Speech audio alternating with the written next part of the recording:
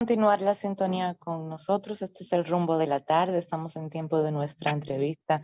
Vamos a conversar con el economista Jesús Geraldo Martínez. Él es asesor financiero, experto en economía aplicada y economía financiera. Entre otras cosas, él es el escritor de Tu consultorio financiero y la banca dominicana por dentro. Bienvenido, ¿cómo está? Buenas tardes y gracias por acompañarnos hoy en el programa. Buenas tardes, Leila. Buenas tardes, Miguel, por la invitación. Gracias. Es un honor para mí poderle colaborar en este segmento de ustedes. Gracias. Olga también está ahí. Mire, señor Geraldo, el Banco Central acaba de anunciar el elevo de su tasa de interés monetaria de 5.5 a 6.5%. Es la más alta de la última década. Ese aumento, ¿qué impacto tendría?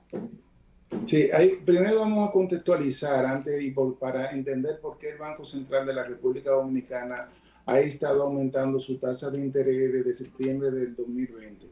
Hay que entender que la pandemia trajo como consecuencia que se parara la producción. La mayoría de los bancos centrales del mundo hicieron estímulos monetarios a sus economías de diversas formas. Estados Unidos se lo dio a la gente, el Banco Central le prestó a los bancos acá a tasa de un 3% para que se dinamizara la economía, no se cayera. Y así hicieron los bancos de Europa. Entonces se ha generado un problema de inflación, un problema generalizado a nivel del mundo, que se ha visto agravado también con el aumento de los precios del petróleo y las materias primas. Y se agravó con el tema de la guerra de Rusia y Ucrania, donde Ucrania es uno de los principales países productor de granos, llámese maíz y llámese trigo, con lo que se produce pan, con lo que se produce aceite. Entonces, ¿qué están haciendo la mayoría de los bancos centrales del mundo? Es decir, eso no solamente es República Dominicana, lo está haciendo la zona euro, todos los países de Europa, lo está haciendo Estados Unidos, lo están haciendo aumentando sus tasas de interés de política monetaria. ¿Cuál es el objetivo que tiene el aumentar la tasa de interés de política monetaria en un banco central? Impactar la demanda del crédito de las personas, de las empresas. O sea, desincentivar la demanda de No, crédito. restringir el Exactamente. circulante. Sí, restringir el circulante. Una vez se restringe el circulante, porque los bancos van a preferir mantener su dinero en el Banco Central, ya sea por la vía de overnight, de los depósitos overnight, o por la vía de certificados financieros de inversión. Y entonces, en vez de yo prestarle a una persona, a un 12, a un 14, voy a preferir prestárselo, depositarlo en el Banco Central. Entonces, Ahora, el Banco Central... Asumo, para ver si entiendo, si desincentivan la demanda de crédito, también baja la demanda de bienes. Exactamente, y ese es el objetivo, pegarle al crédito para que la demanda de bienes de consumo, llámese compra de carro, compra de vivienda también, compra de un televisor, compra de vacaciones, hacer el crédito más caro, y entonces eso va a frenar la demanda de productos, de bienes y servicios. ahora Y es lo que pretende el crecimiento de la economía. Entonces, ahí hay un trade-off. Un trade-off es que es lo que se debate cada vez. Es decir, y eso es por eso hay que tener buenas autoridades al frente del Banco Central. O usted, o pondera la inflación o pondera el crecimiento y el empleo. Entonces, la mayoría de todos los países del mundo, como la inflación le pega a todo el mundo, a los 11 millones de dominicanos, porque cada día el dinero que usted tiene en su bolsillo vale menos y lo que usted va a comprar al supermercado es más costoso y usted no puede alcanzar lo que usted compraba, entonces le pega a la clase más vulnerable. Es decir, usted ve, si usted va al supermercado, la inflación ahora mismo en la República Dominicana acumulada, anualizada, un 9.64. Ahora, Eso doctor, significa, sí, doctor, eso va a traer como consecuencia el aumento de la tasa de interés, un lo, encarecimiento del dinero, ¿no es cierto? exactamente. Y la baja de la Exactamente. demanda, de la capacidad de demanda, Va a traer, va a empobrecer más a los más vulnerables. no necesariamente. Para eso, entonces, la política fiscal, el gobierno tiene que atender la clase más vulnerable, y el mismo informe del Fondo Monetario Internacional y la misma respuesta que da el Banco Central, los ingresos fiscales del gobierno están aumentando, entonces tiene que destinar una proporción a eso para proteger a los más vulnerables. Quizá la clase media, como siempre, es la que va a pagar los platos rotos, porque esa no tiene quien lo proteja. Los más pobres tienen cómo protegerse y la parte y las empresas Ahora, traspasan el aumento de los precios de las personas. si la capacidad de préstamo de la banca nacional se deposita en el Banco Central, eso tiene un problema, aumenta el pasivo del Banco Central. Sí, pero eso es transitorio y eso está pasando en cualquier país del mundo, porque esos son los instrumentos de política monetaria que tienen los bancos centrales para restringir la cantidad de dinero que circula en la economía.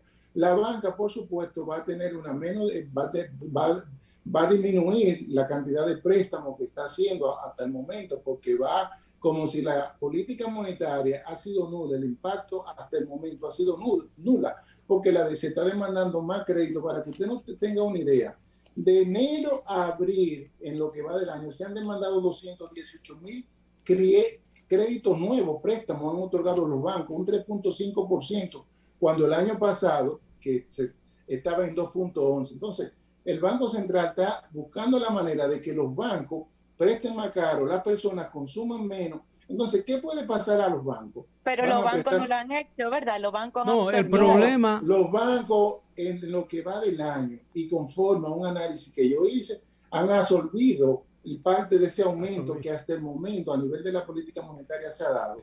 En septiembre del 2021, la tasa de interés de política monetaria, la tasa de política monetaria del Banco Central estaba en 3.0. Hasta ayer estaba en 5.5. Esos 2.5% fue neutral. El Banco Central lo aumentó en 6.5. De mi parte entiendo que ha sido una decisión correcta del Banco Central. Bueno, y considero eso no... que fue prudente y también creo que también tímida, porque en la semana que viene el presidente Biden acaba de autorizar a la FED, a la Reserva Federal de los Estados Unidos, a hacer lo que tenga que hacer con relación a aumento de las tasas de interés. Y hoy la gobernadora de la FED de California ha dicho que la tasa de interés hay que subirla a 2.5% a la de Estados Unidos. Y la tesorera, la Janet Yellen, la ministra del Tesoro de Estados Unidos, ha dicho que se equivocaron en la previsión. Entonces, el Banco Central de la República Dominicana va en la misma línea. Entonces, ¿qué va a pasar con los bancos? Los bancos van a prestar menos y se les puede deteriorar la cartera de crédito, porque aumentar la tasa de interés es muy probable que muchas personas, con el tema de la inflación, perdiendo poder adquisitivo, no puedan entonces honrar sus compromisos. Doctor, sí. La restricción o la disminución del circulante que quita de mano de la gente dinero, ¿no? Déjeme hacerle esta pregunta. Sí. Al disminuir la capacidad de producción, el problema de los préstamos de los bancos es que una gran parte, el 80%, y no sé exactamente cuál es la cantidad, ha ido directamente al consumo, no a la producción. Entonces, usted hace un negocio y yo voy a un banco para que me preste $1 millón de pesos para comprar un sistema de computadora para yo impulsar la producción. Me ponen todos los papeles y todos los inconvenientes del mundo, pero ese mismo banco que me niega $1 millón de pesos para mi sistema de producción me da la llave para que le compre un Mercedes-Benz que cuesta 7 millones de pesos. Ese es el problema. Eso realmente no es así. Yo se lo puedo desmontar esa opinión de manera categórica. Si usted me dijera eso en el 2004, yo le puedo decir que ciertamente, mire, los bancos, conforme al reglamento de evaluación de activos, pueden prestarle a cualquier persona, es decir, a nivel comercial, hasta 40 millones solamente por historial crediticio. Es decir, de 5 millones que era en el 2004, se aumentó a 15 y este monto ahora es hoy hasta 40 millones. Después de 40 millones hay que pedirle más informaciones a las empresas. Entonces, hay un sistema de clasificación de riesgo por tipo de créditos comerciales destinados a la producción, que usted puede acceder hasta 40 millones. Sí, pero al banco privado, doctor, le resulta más beneficioso depositar esos 40 millones en el Banco Central que prestármelo a mí. Bueno, eso es lo que busca el aumento de la política monetaria en estos momentos, y ese es el impacto que va a buscar. Cuando el Banco Central baja la tasa de interés, lo que busca es que los bancos le presten ese dinero a personas como usted para la producción. Fíjense que cuando decía en mi planteamiento inicial que lo que busca el Banco Central es impactar la demanda de crédito para impactar la demanda de bienes y servicios. La demanda de bienes y servicios se impacta a nivel de la producción. Y claramente hay que desacelerar la economía que viene creciendo a un ritmo de un 12% y en lo que va del año ya de diciembre a abril un 5.8%, pero la inflación acumulada es 3.96% y si sigue así vamos a meter en una inflación de un 12% al final del año. Doctor, Y eso es lo que está buscando el Banco Central. Usted puso como ejemplo California Sí. y otras medidas adoptadas en el gobierno de los Estados Unidos. Todo parece indicar que California hay un éxodo y hay un empobrecimiento del estado de California, que es el más rico de todos los estados de Estados Unidos, por el exceso de regulación y el aumento de los impuestos. Las grandes empresas de California están emigrando hacia otros estados de los Estados Unidos donde los impuestos son menores y las regulaciones son menores. Entonces aquí en la República Dominicana lo que estamos es aumentando los impuestos y aumentando las regulaciones. Es decir, bueno, lo primero que no se están aumentando ningún tipo de impuestos. Usted no ha visto el gobierno.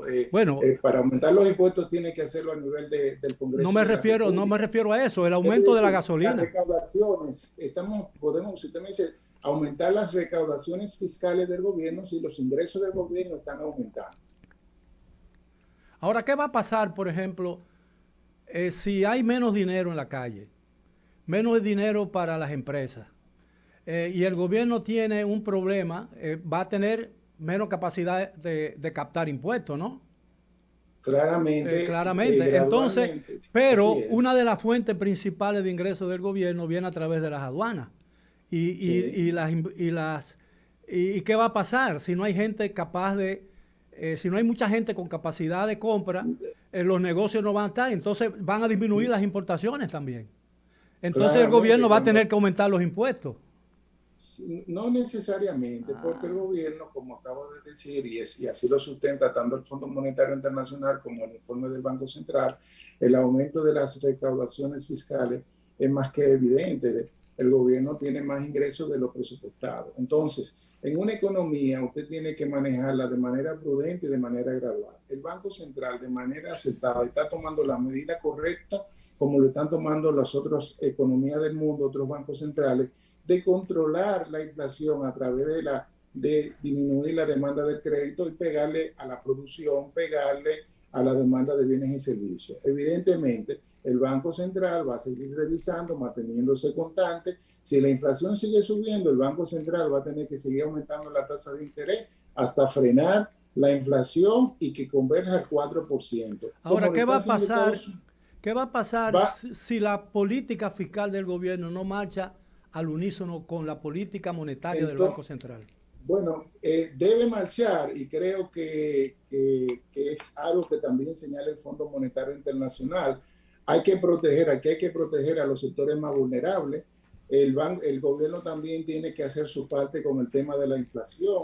¿Y cómo debe hacerlo? Manteniendo estables los precios de los combustibles, como lo está haciendo hasta ahora, no solamente 6 meses, como anunció el presidente en febrero, mantener subsidio a los productos más de necesidad, la reducción de los impuestos para que la gente le llegue la comida, porque la comida es que se está encareciendo, la vivienda es que se está encareciendo, el transporte es que se está encareciendo. Entonces hay que tomar en cuenta de que esto no va a ser una inflación transitoria. Mientras perdure el tema de la guerra de Rusia y Ucrania, que no sabemos, los precios del petróleo se van a seguir disparando y las materias primas, es decir, la demanda, porque hay menos demanda, si Ucrania es uno de los países principales productor de grano, entonces la demanda de las principales materias primas también se van a ver afectadas.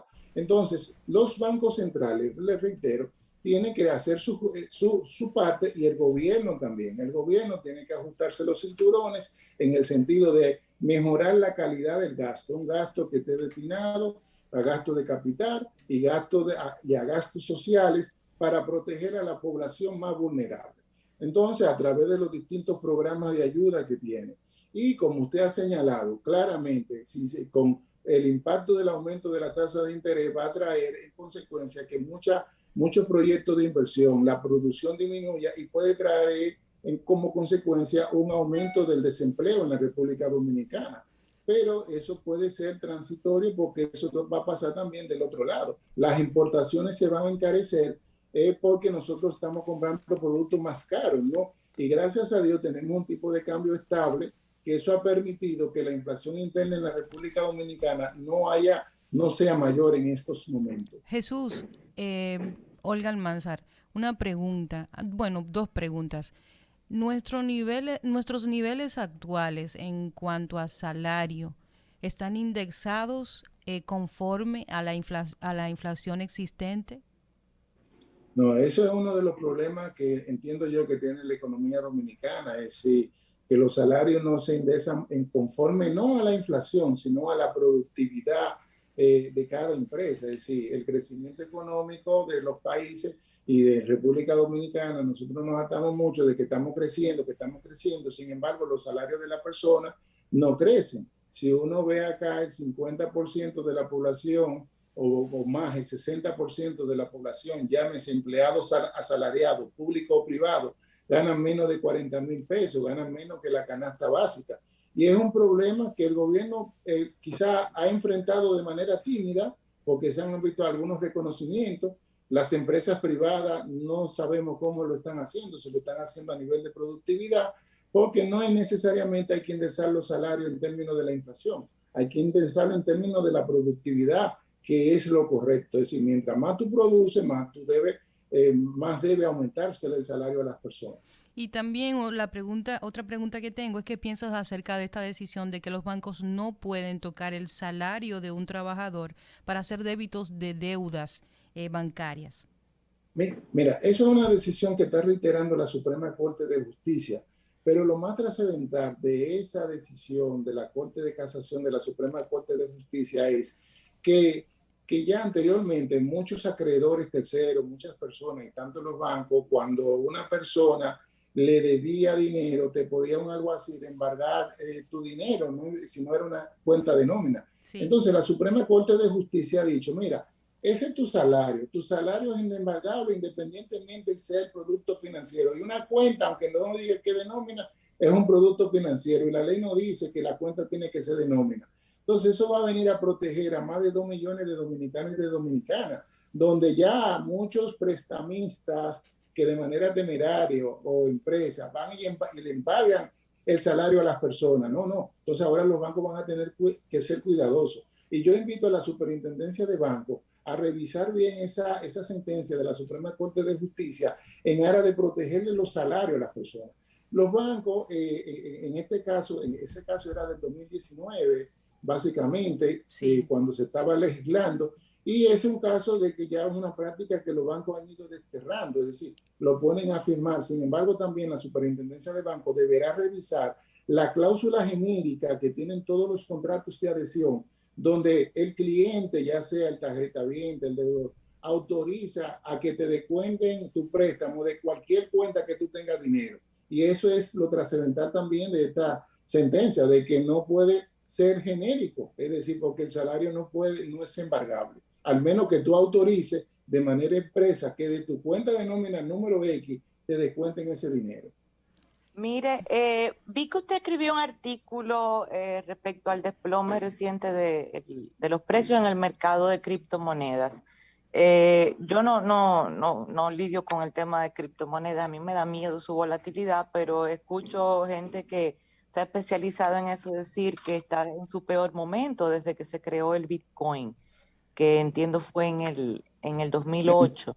Así es. Pero lo que más me ha llamado la atención es que un economista brillante como el Nobel Joseph Stiglitz, claro, dijo en estos días que deberían desaparecer, que las criptomonedas se prestan a cosas como el lavado de activos cuando el mundo está caminando en sentido contrario, a mayores controles para evitar delitos como el lavado de activos. Entonces, como veo que usted maneja el tema de las criptomonedas muy bien porque su artículo es muy detallado, me gustaría saber su opinión sobre lo que dijo Stiglitz.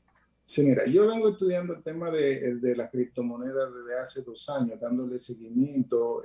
Cuando te digo seguimiento, dedicándole más de 3 o hasta 4 horas diario a ese tema.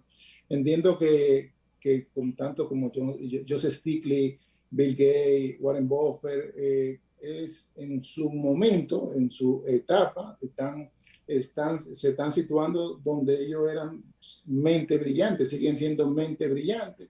Las criptomonedas no están así, que es tan fácil hacer lavado de activos, sobre todo porque en mi caso particular te puedo decir que la debida diligencia que le hacen a los clientes de pedirte informaciones positivas, tus informaciones financieras, son hasta mucho más rígidas que la que hacen los bancos ahora mismo en la República Dominicana, para tú pasar de un umbral por encima de $5,000 en inversiones.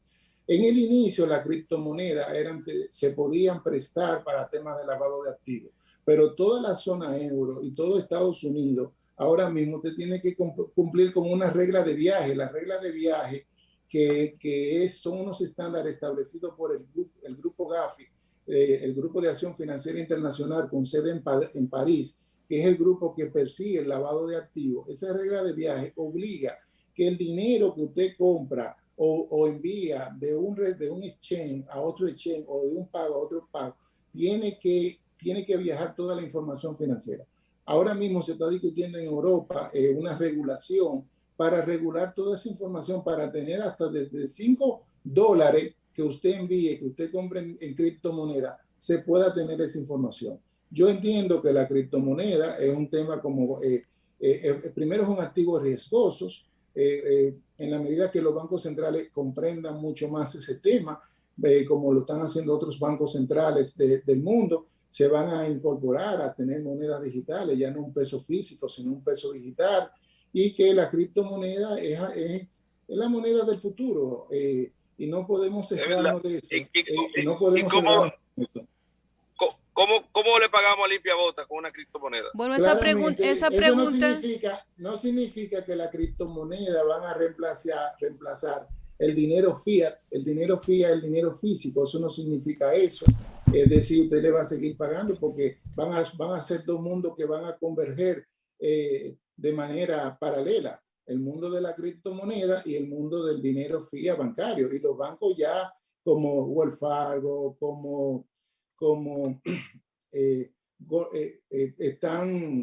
están entrando dentro del negocio de la criptomoneda, y bancos suizos. La mayoría de los exchanges de Europa, muchos se van a mover a Suiza, y donde hayan regulaciones que permitan, en caso de que las regulaciones sean muy fuertes. Es decir, claramente en nuestro país, si hay un déficit de educación financiera, hay un déficit de educación, hay un déficit de tecnología, de uso de la tecnología, y si eso se requiere educación financiera y requiere tecnología, nosotros como países vamos a ser de los últimos que vamos a entrar en temas de criptomonedas. Doctor, bien, pues ya llegamos al... ¿se acabó? No, dígame que no, por favor. Ya se acabó, Valentín. Gracias por habernos acompañado. Sí, lo bueno. Así es. No, gracias a ustedes por la oportunidad, y me les reitero a las órdenes. Cualquier tema que quieran abundar, profundizar con Valentín, podemos organizar otra sesión el día que ustedes deseen. Claro que sí, ya tú oíste, Olga, para cuadrar con él, que tiene mucho tema. Yo estaba buscando sus artículos ahí en Acento y tenemos de todo para hablar con él. Leila, yo insisto, y que por favor venga y no prepare un tema, porque la gente no entiende mucho lo que es el lavado de activos. Se habla mucho de eso, pero la gente no lo entiende. Yo quisiera como que él venga a tratar el tema una próxima vez. Eso lo podemos hacer. Yo asumo ese compromiso si ustedes desean. Claro que sí, lo cuadramos con Olga entonces. Mientras tanto, hoy nos despedimos. Gracias. Gracias a ustedes. Y a ustedes, gracias por la sintonía. Mañana a las 4 estaremos aquí para otra entrega de este programa. Mientras tanto, les deseamos feliz resto del día y sigan con la programación de Rumba. Hasta mañana.